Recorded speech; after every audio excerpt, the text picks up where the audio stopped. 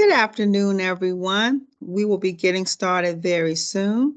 I'm going to go ahead and share my screen. Good afternoon.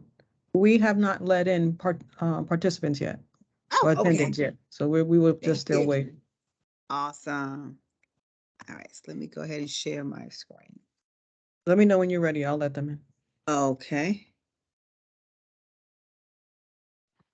It looks like everything is okay, so I'm gonna go ahead and head out. So best wishes for a meeting. Thank you so much. No problem. Bye-bye. And then so I can see the chat, I'm going to log in on my iPad. So. Okay.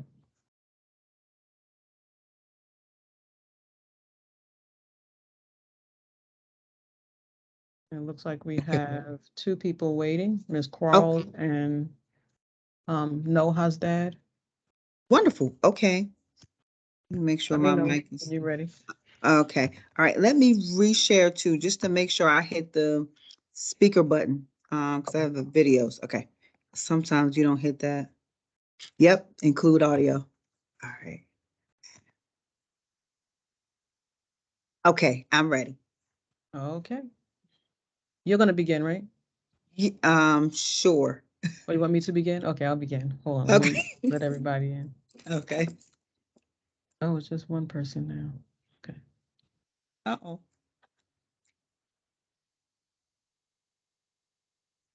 Good evening. Welcome to tonight's presentation.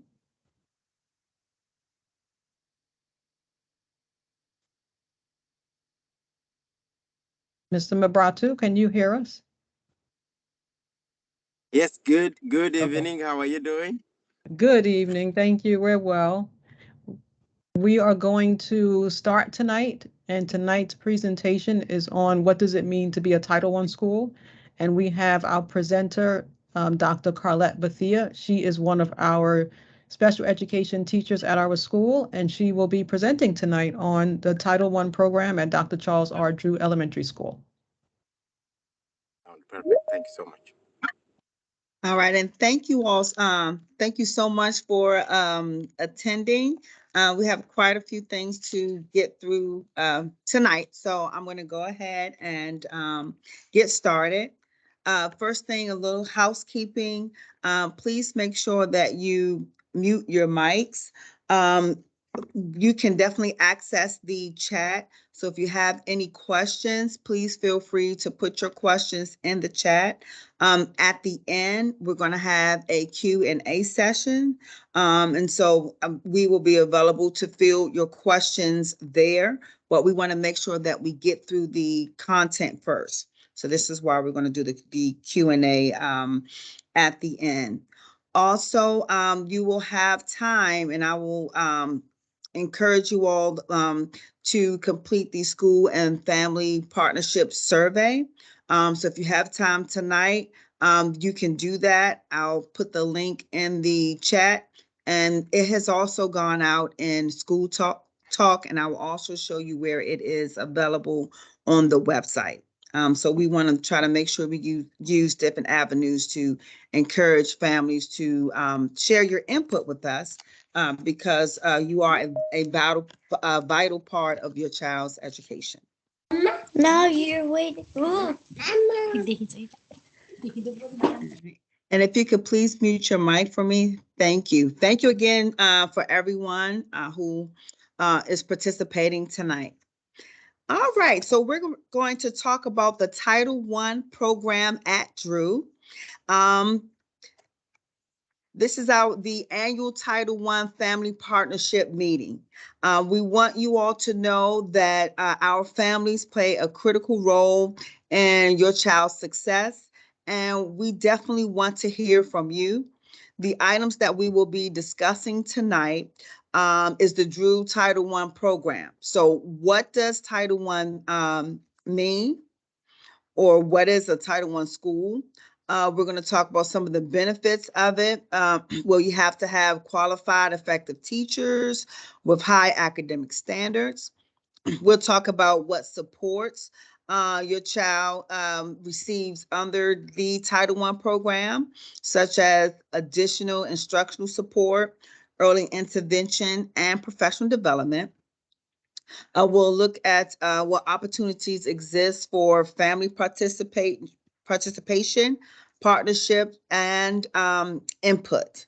And that's in regards to our family engagement and community partnerships, where we will have a part of this session, we will spend some time going over the school and family partnership principles. And we want to hear from you whether what we have, whether you all feel if what we have is sufficient or if you think that there should be some changes.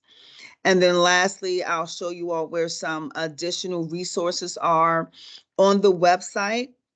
All of this information will be available to you. Okay, so we'll go ahead and get started. So what does it mean to be a Title I school? We have a video here that I want to show you all. It's also available on the website, in which towards the end of the presentation, I will show you where you can go if you ever want to access this information. Welcome to the first module in our Title I Family Partnership webpage.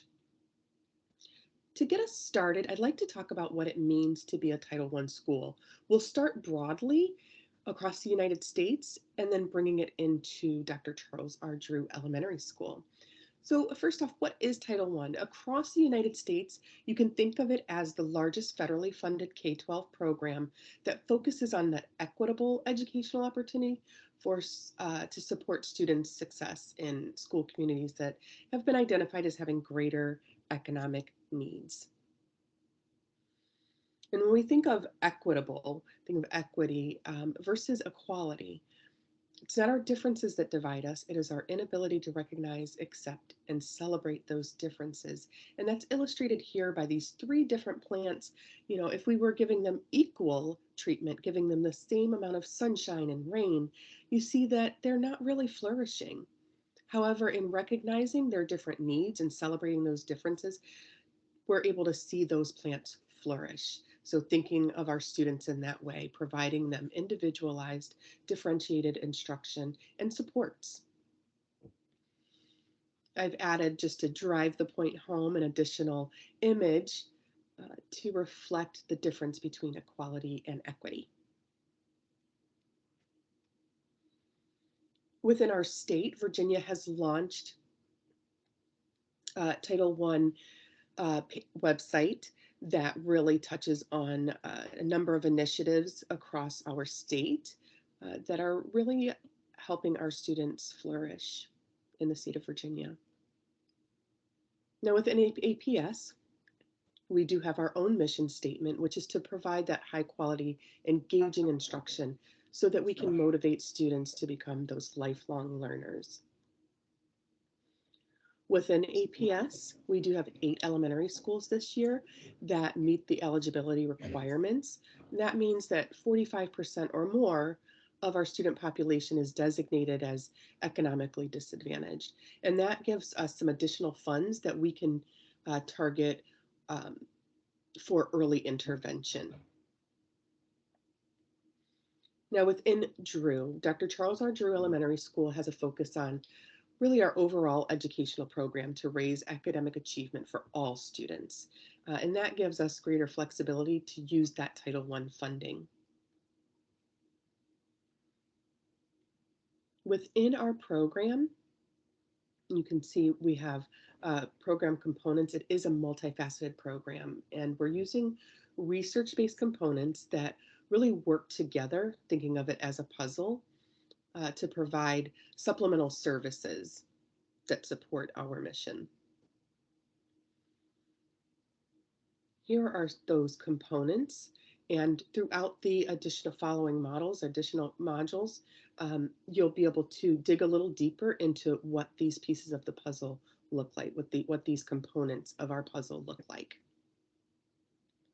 Thank you so much for visiting this portion. Please continue on to learn more about Title I at Drew Elementary. All right, so this gives some basic information about Title I, how it is a federally funded program and the different components that is made up within Title I that grants Drew different resources. Welcome to the first. All right.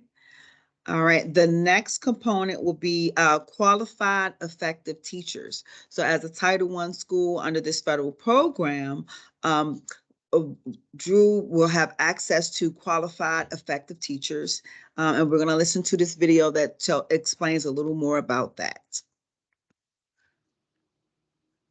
This portion of our module discusses the qualified and effective teachers at Drew Elementary School. But of course, I'll start with a couple of quotes that really spoke to me on this. One from the Center for Public Education that states more than 2 decades of research findings are unequivocal about the connection between teacher quality and student learning.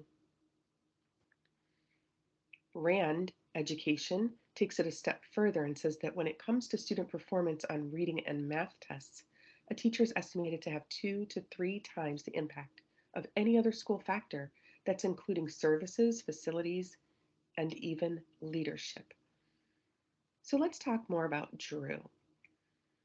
Here at Dr. Charles R. Drew Elementary, all of our teachers have at least a bachelor's degree and are licensed and endorsed in each area that they teach.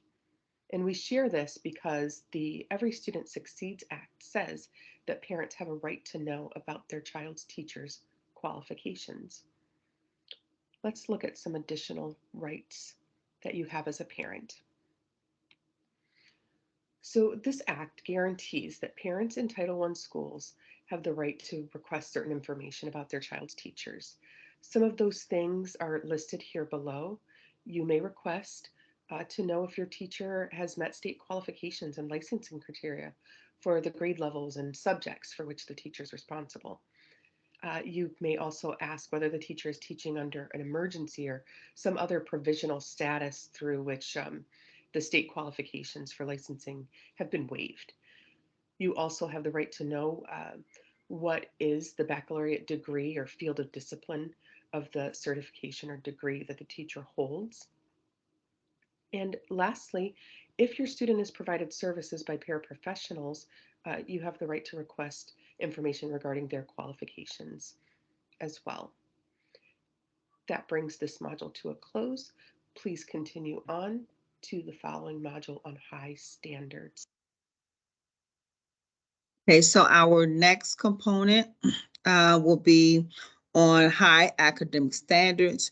But just to emphasize, as parents, you all have the right to know whether your child teacher is highly qualified, and that information is accessible to you. So now for our next section is high academic standards. Hello again, and welcome to the next module in our Title I Family Partnership presentation. Now, I would like you to keep in mind that, this is about being a Title I school. And in order to meet the criteria to receive funding, that Title I funding, we have some standards that we are required to meet each year. Some of those high academic standards are listed below. Some key ones to note are that we are focusing on all students meeting challenging content and achievement standards. Teachers are regularly gathering the evidence of that student learning and then tailoring their instruction based on that evidence to guide their future instruction. Another criteria is that schools must meet those achievement goals each year, and those achievement goals are actually increased each year.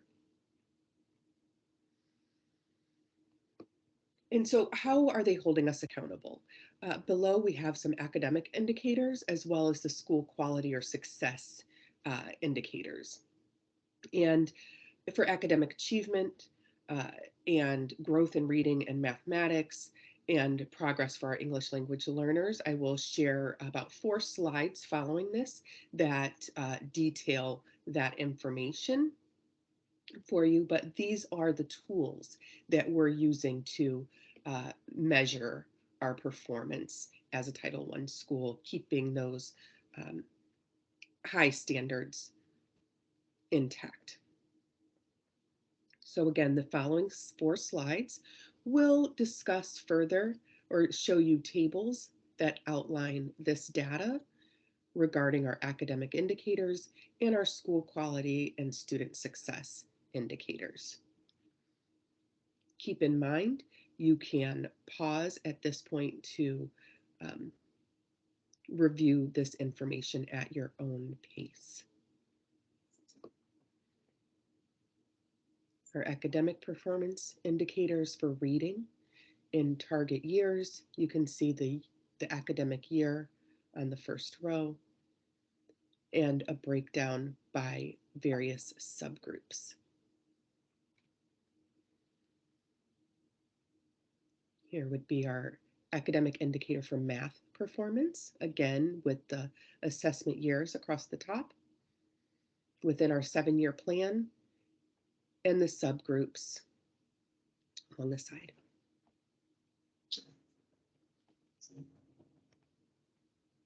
This table demonstrates for us the English learner progress.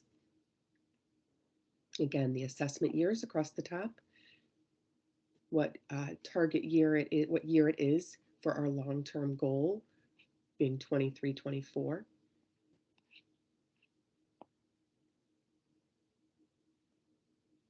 And the actual progress that we've made. Okay, and anticipated progress.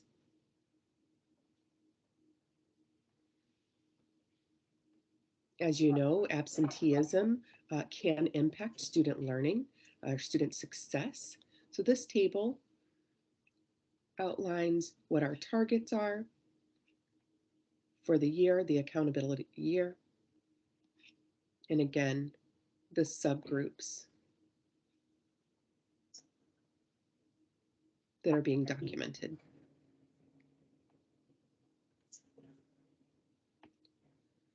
So the federal accountability school quality indicator that we use is the Virginia School Accreditation. And they've recently revised their standards of accreditation. So we call that our revised SOA. It's a simplified system with schools now earning one of 3 ratings. And I'm so happy to say that Dr. Charles R. Drew Elementary is accredited. The link below for accreditation can actually be found in our additional resources for your review. Now, with this accountability piece, we also have to share the parent's right to request information on the assessment opt-out. And some of you may have heard of this opt-out policy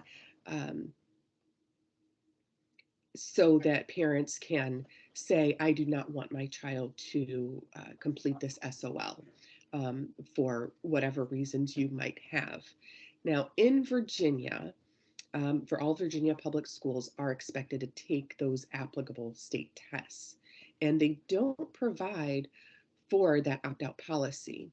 So while you do have a right to refuse, I would like you to be aware that in opting out for a test or refusal of a test, that does result in a 0 score for that student. So that's just something to keep in mind as you're making decisions about which assessments you would have your students taking, your learners taking. Give you a moment to review this opt-out information. And once you've completed this, you may move on to our next module on the additional instructional support, professional development that our Title I funds help support.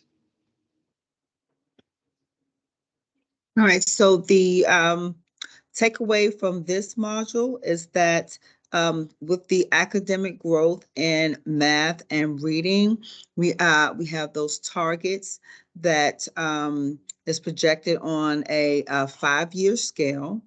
I'm going to show you on the website where you can go and obtain more information.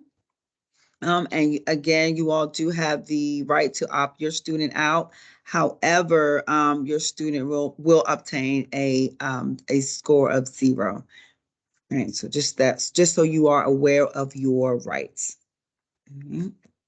And now we're going to move on to the next component, which is the additional instructional support and intervention that comes along with being a Title I school. Hello. Let's see, here we go.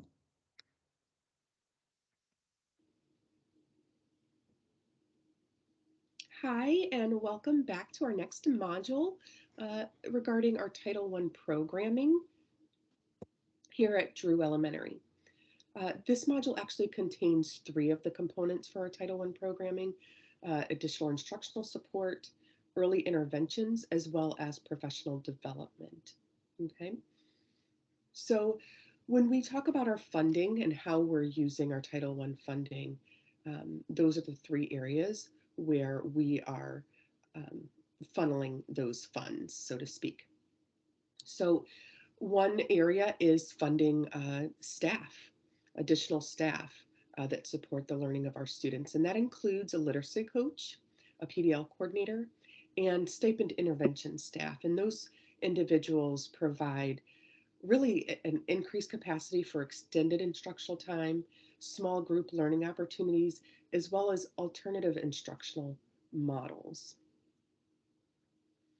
Moving on to our early interventions, our Title I funding allows us to have the Reading Recovery Program, provide summer mailbox books for students, summer learning opportunities, as well as now instructional resources that support the distance learning model. And when thinking about professional development, earlier we spoke about the importance of your learners having qualified teachers in their classrooms. And Maya Angelou said this, which really spoke to me. This is the value of the teacher who looks at a face and says, there's something behind that, and I want to reach that person. I want to influence that person. I want to encourage that person. I want to enrich. I want to call out that person who is behind that face, behind that color, behind that language, behind that tradition, behind that culture. I believe you can do it. I know what was done for me.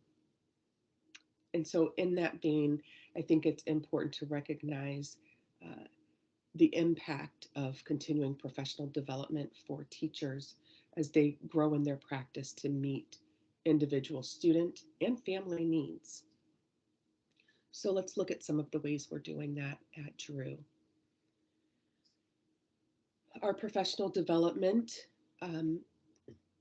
allows teachers to participate in high quality courses, workshops, and conferences so that staff can develop in ways that support the student learning. We have increased opportunities to engage with students and their families. We've partnered with local colleges and universities to enhance teacher effectiveness. And teachers also have the opportunity to participate in quarterly data analysis that really guides their instructional planning each quarter. Those are the ways that we are using or allocating our Title I funds, and that wraps up this module. However, please continue on to the next module, which discusses community partnerships that we have that really support our Title I family partnership within our school. Okay, and I also want to add that we do have math interventionalists. We have literacy coaches who work with not only our teachers, but also with students. Under the Title I program, we received additional classroom materials, books, and intervention materials that support instruction. And of course, you all know that we have the summer mailbox book program. So we are using the funds, the Title I funds, to help support our instruction. And I'm going to go to the next module, which is the family engagement and community partnership. Okay, we are almost finished with our presentation. This final module really focuses on our community partnerships and family partnerships. As we know, it takes a village to raise a child. So first we will share with you some of the partnerships that we already have. However, this list is continued to be built upon as we form new relationships within our community. Some partnerships that already exist at Drew. We have partnered with the Arlington County Bar Association, the Arlington Links, Hope Multiplied, Magnus Temple, McLean Bible Church, National Forest Organization, and that's just a few. There are a few more. And what partnerships with these organizations do for us is they may be providing resources, additional resources for students and their families, or maybe even connecting families to additional resources outside of the school.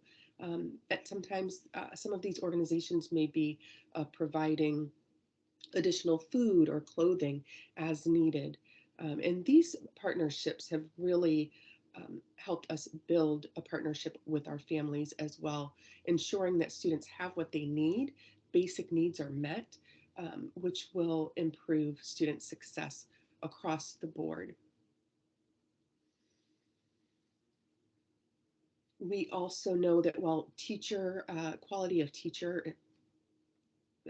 excuse me, quality of teachers is an important factor for student success, parent participation is another leading predictor that supports students' academic success. And that's regardless of race or socioeconomic status or cultural background.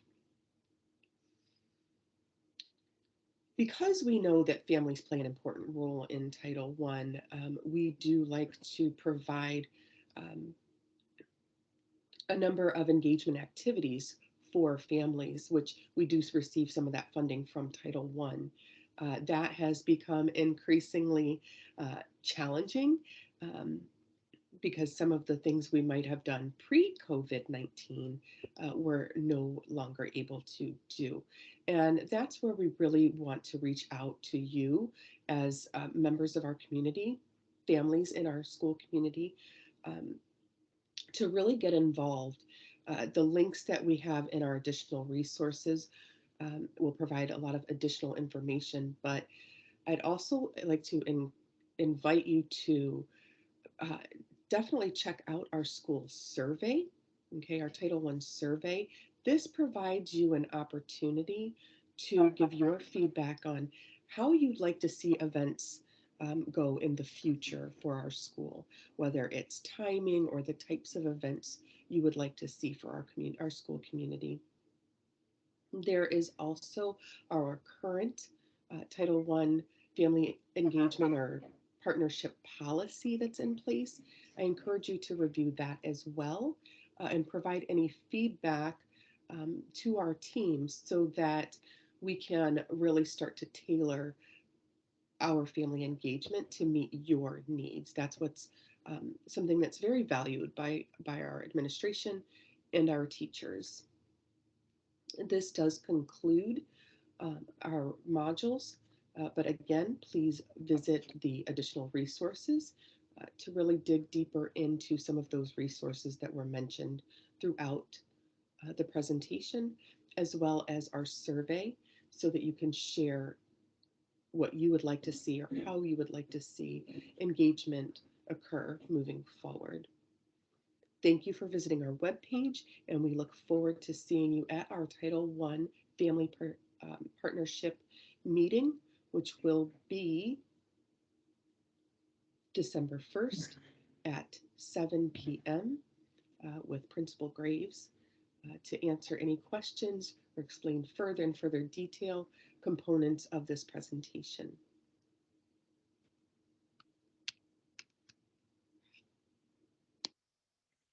Okay, just to clear, this was a pre-recording, but we all know that we have Principal Gaither as our current principal, and we will be having another meeting in the spring. That date is to be determined, but you all will know ahead of time, and so we'll talk about that more in the near future, so that you all can plan to attend. Here, what I'm showing is the actual school website. So if you were to go to the Dr. Charles R. Drew website and you were to click on FACE, which stands for Family and Community Engagement, you will see over on the side that you will have some links. And once you click on the Title I link, all of the modules that we went over, which would be the components within the Title I program, you click on those and you can review the information that I have shared with you. Here is the School and Family Partnership Survey. All right, and just to let you know, once you click on the School and Family Partnerships Survey, here you will be able to provide us your input. And this is what we really look forward to hearing from you, because again, your information is crucial to the success of students here. So please take the time to complete the survey, because we definitely want to hear from you. See, I just want to point out, let me go back for just a moment here. I just want to open this up on the website. Also, too, it is available in other languages. So if you click the arrow in the right-hand corner, then you can switch it to the language of your choice. All right, it's only about 5 questions. It's going to ask you about your interest in learning and helping your child. What areas? Would it be reading and writing, technology, math, assessments, social, emotional, scientific learning and thinking? Or you can provide us with your thoughts that may not be listed in the other box. Also, it's going to ask you about what you feel are the priorities for our school and family partnership, whether it's activities or meeting with parents, meeting with teachers, meeting with the school leadership or the principal, school-wide events. And again, feel free to let us know if it's something that's not on this list. We definitely want to hear from you. And then what would also help us out is if you could let us know your availability, whether it's mornings, afternoons, evenings. If it was virtual, of course, you could put it in the others box. So we definitely want to hear from you. And then lastly, we would want to know about how to better improve our relationships between school and home, because we do want to develop those strong relationships that will further support our students. Okay, so go back to the presentation here. See, all right, and then next, we have the school family partnership.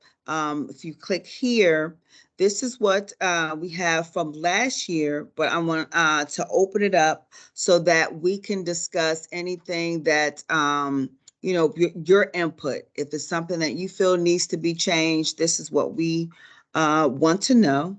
So I'm going to open that up. And again, I'm looking at the chat. I don't see any questions, comments, or concerns. If you have any, please feel free, again, towards the end, which we're nearing that now. We will have a section for question and answers, and I can definitely answer those then, or you can just wait till we get there and pose your questions then. Okay. So here's what we have currently for the school family partnership principles. And again, this first section just explains that we are a Title I school. We are reauthorized under the Every Student Succeeds Act of 2015. And for our goal is to improve achievement and meet state and local standards, and also improve our partnership between school and family, because we believe that that is essential. And also our goal is to educate the whole child. So we're looking at not only the intellectual, but the personal, social, emotional development of our students. Okay. So now looking at the these principles, welcome all families. So that's the first one. We want all families to feel welcomed, valued, and connected to each other and the school. And ways to achieve this is that we want to create a family-friendly, respectful, and helpful school climate. So that this physical space will be welcoming for all families. And the next one will is to be flexible in our opportunities for garnering input and engagement from you all. So whether it's different meeting times, or different meeting formats, whether it's in person or virtual, and to also have information available in different languages so that all of our families will be able to access the information. We don't want childcare to be a barrier, so we want to be able to facilitate that so that families will feel free to participate, and provide transportation if needed. So if you feel that what we have here is still feasible, then we can keep it. If you all feel that you want to add something or maybe possibly change something, we would like to hear from you. And what I'll do is I will go over each one, and then we can go back. So if anyone has any changes, you all can just let me know, or ideas for changes. The next principle will be to share responsibility in school decision-making and advocacy. So we want our parents to be a full partner. We want you all to have voice and to be included in the decision-making that affect your child.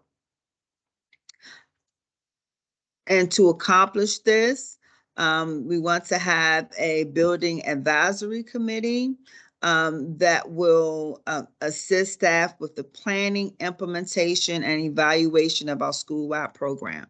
So we want to not only just implement, but we also want to be able to evaluate to see if what we're doing is effective, and not make the appropriate modifications so that it is properly supporting our families and students. We want to also conduct an annual family engagement meeting, which is what we're doing now. And this is a part of our Title I school-wide program. We want to invite you all to provide us with your input because your input is going to help us to better serve your child, and also to provide us with the input on these principles. And lastly, under the sharing of responsibility, is to coordinate with the district-wide efforts through APS Engage, to seek your input, or to seek input from our families. That also includes the APS handbook, accompanying acknowledgement, being able to describe the roles and responsibilities of staff, parents, and students. And so as everyone clearly understand, first of all, know, and then understand their roles and responsibilities, that's going to help us with supporting and providing that academic success for students.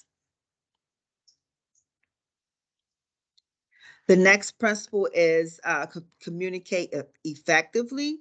So in our communications between home and school, we want that to occur on a regular basis. And we want it to be more of a two-way communication that is meaningful. And to achieve this, we want to provide timely information concerning the plans for the school, so that you all can properly prepare and be ready to participate or provide feedback or whatever the manner is. And we want to be able to do that through different methods and also languages to encourage families to engage. We also want to distribute these school family partnership principles on the school website, which I've already shown you where you can access that at any time. We want to report student progress quarterly, and that's with using the district report card, and also offering opportunities to have dialogue with our parents at the parent-teacher conferences. So again, we want to hear feedback from our families during our conferences as well. We want to inform families of services that's provided and use multiple methods to communicate what those services are. And then inform families about the APS curricular, the Virginia Standards of Learning, and the state and local assessments and benchmarks. All right. And so in doing so, that will help our families to understand the various assessments and curricular that's available. And lastly, we want to welcome and invite families in the decision-making process, because our families do have a voice, and that voice affects our children, and that creates the open dialogue that's needed to fully support each and every child here.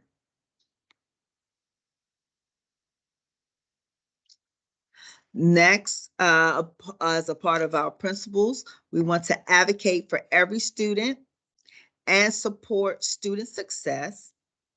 And that's through the sharing of resources and information. We want to promote and support these efforts to assist in the reinforcement of student learning at home. And to achieve these means, we want to provide opportunities for families to learn how to support children, and demonstrating that school is an important priority within the family. In doing so, we want to provide services of trained staff. We want to coordinate and support the development of strong, sustained family engagement programs. And encouraging families to participate in the education of their children. Next, we want to assist families in providing support for their child's learning, such as skill practice activities and games linked to school learning. Build the capacity of teachers, families, and school staff to work together through school-wide integration of strategies. And we want that to promote genuine partnerships. And then at the school this year, after receiving you all's feedback, I'm going to upload the new calendar for this school year, where you will be able to see not only some of the engagement, not some, but all of the engagement, family engagement activities that we've done thus far, but also what is to come in the future. Okay, so I didn't make any changes because I wanted to present what we have and then get you all feedback and permission to update. And then lastly, we want to collaborate with the community. So family and community volunteers are welcome in the school, and our family support and assistance is definitely sought after. So we need our families and we need our families to participate. So, and to achieve this, we want to encourage family participation in the school and seek opportunities to use community resources. And that's going to strengthen our school, family, and student learning. And we also want to collaborate with other federal and state programs in the school, such as our Head Start Virginia Preschool Initiative, or VPI. All right, Montessori, or to coordinate transitioning to kindergarten, which we all know we don't have Montessori here, but we still want to coordinate with other programs within our school to make sure that we're supporting all students. All right, so I'm going to go back up. I want to open the floor up to receive any feedback.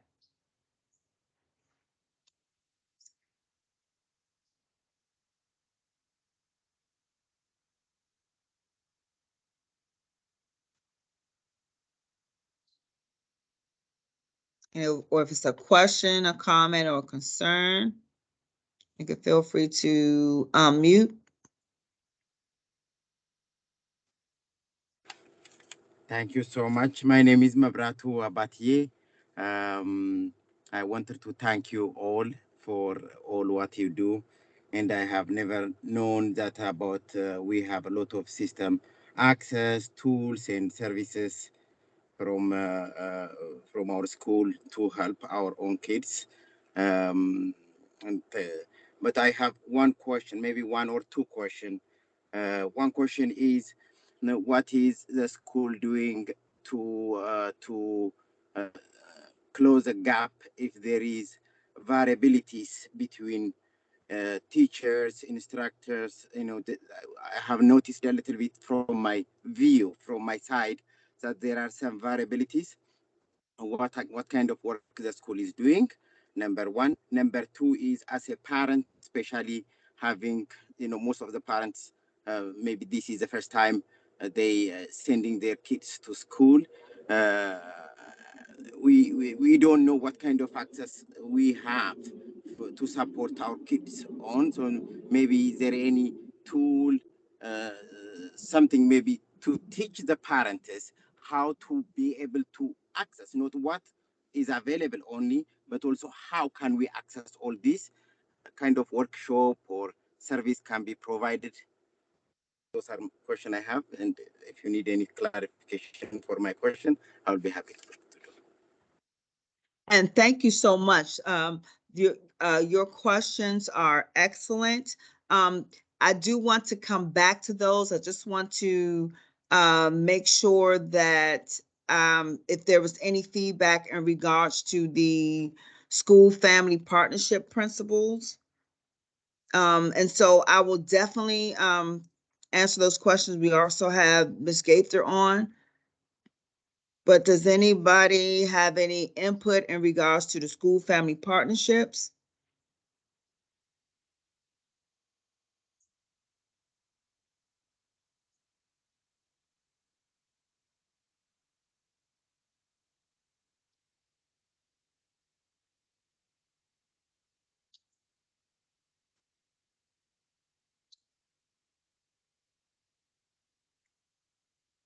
All right, so if you agree with what we have, can you please either use the raise hand button just to vote to say that you agree on no changes? Or if you wanted to physically raise a hand, so that way I would know. Okay, I'm seeing some raised hands here. Awesome. Okay. Thank you so much. All right, and I'm gonna move back to the next one. Okay. I'm just going to state where the additional resources are, and then we'll move straight to question and answer. All right, just to let you all know that on the website, you will see a section that says additional resources. And under that, please feel free to go in to receive more information. It will highlight the annual online verification process, our FACE policy. Remember, FACE is our family and community engagement policy, and our PIPs. Excuse me, I'm sorry. The APS handbook is available to you. Our farm program, which is the free and reduced meal program, it will give you more information about that. It'll also tell you about or give you information on the Virginia is for Learners equity platform. You will see the Dr. Charles R. Drew School Quality Profile, and then our federal accountability information is listed there as well. So there's a host of resources right there on our website available to you all. And now we're going to move into our Q&A. All right, and then the first question was about, and please make sure that I notated this correctly, about how is Drew closing the gap within the variabilities of teachers, and is that also with students as well?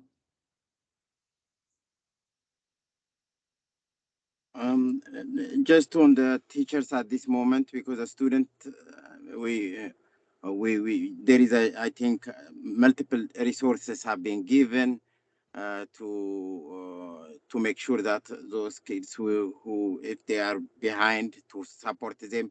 I see a lot of progress and the job is done, but with clearly communication, timely communication between the student and parents from the teachers. I see that variability, what kind of work or what kind of method the school is using to make sure that not only a two-way communication, more communication coming from the teachers to the families. That was what I meant to say, what I wanted to ask about.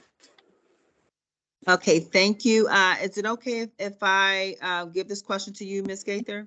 Yes, that's fine. Thank you. Mhm. Well, sure. And regarding the communication between teachers and parents, one thing that we do ask is that there is always a way for teachers to be able to contact parents for whatever reason. And so it's always important to make sure that you have your updated information in Synergy so that we can reach out to you in different ways. One way being if we need to call you, if we need to email you, but also being able to send home communication. What we have established, at least for weekly right now, is that we do have a way to be able to communicate with parents weekly through our Thursday folders, and that information is coming from the school. But I know that teachers also use that as a way to communicate with parents. Another tool that we have is Seesaw, and Seesaw is more of an immediate tool because you should have your account for your child, and that is a way that teachers can communicate with you each day. And through that tool, they can let you know what your child is doing in school. They can even produce pictures or some type of visual way of letting you know what's happening in school. And also, one thing that I have asked, and it is an APS policy, that teachers do respond to parents within 48 hours of you contacting them, as long as it's not, over a weekend. So that is another way. But also, if you are finding that it's difficult for you to reach out to your child's parent, then please let me know, and I can help to facilitate that process as well. Does that answer your question? Yes, yes, it does. Thank you so much. You're welcome. And what was Thank the you. second question, Dr. Bethia, do you have It that one? was two-part. It was the second one was in regards to access to supporting students. Yeah, so he was asking how can we, so families have access, so what tools can they use to help support their students, and where can they access that? Okay, so those tools would come from, we do have ways online that you can access those materials. But what we've also tried to do is, especially coming out of COVID, we know that using a virtual setting has become convenient for families, but we also have been inviting families in to be able to talk about what are some ways that you can help your child at home. So I believe it was October, we had a reading night, and in November, we had a math night. We wanted to start with those two areas because we have new curriculum resources that we're using, and we wanted to make sure that parents were aware of those resources and how they can use those resources to help their child at home. So I did provide those for parents so that they can have access to them after the presentation. Another way is to simply reach out to your child's teacher and ask, what are some ways that you can support your child at home as well? I think that would be probably the best way, because then you'll know what your child is learning in school and you'll be able to help them in their current learning. So that, once again, going back to that parent-teacher communication, it's really important. So that's another way as well. And then there are some resources online. We do have some of them on our website that you can also use to access at home as well. And we are updating our website.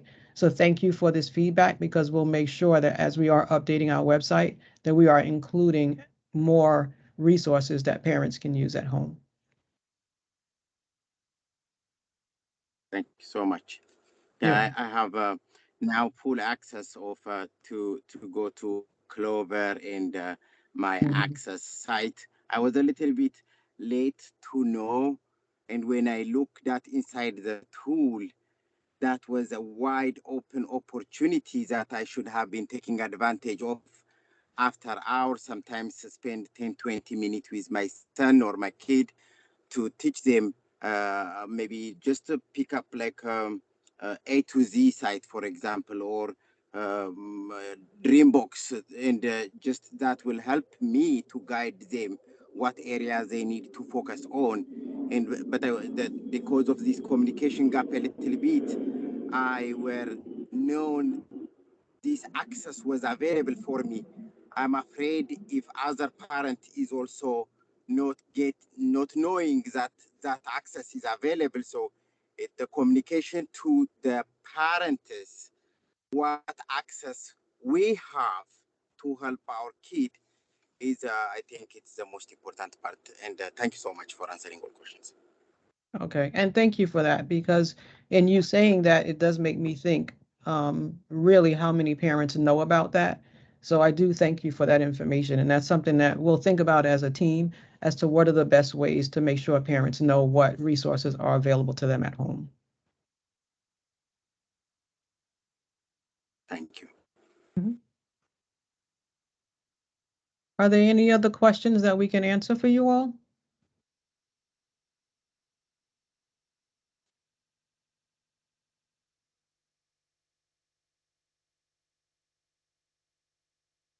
Okay, I don't think there's any more questions for right now, but please know that we are here. So if you have additional questions, you can always reach out to us. Okay, thank you so much. All right, so we'll move to, oh, the next one. All right, so just a few reminders, before we, exit this meeting. Again, we have lots of resources. Please feel free if you need to review some of this information, is right here on the website. Please, take the family partnership survey because we definitely want to hear from you. I will also put the link, in this chat. And I was hoping that we were going to have time, but I see it's 7:15, and I'm going to respect you all's time. So right after we end, I will put the link in the chat. So please feel free to complete the school family partnership survey. And then I will update the school family partnership principles with the new calendar. And then that will be accessible on the website as well. So again, thank you all so much for attending, and we look forward to receiving more feedback. Thank you so much. Thank you, everyone. Thank you. So much. Thank you. Thank you. Thank you. All right, have a good night. See y'all tomorrow. Wow.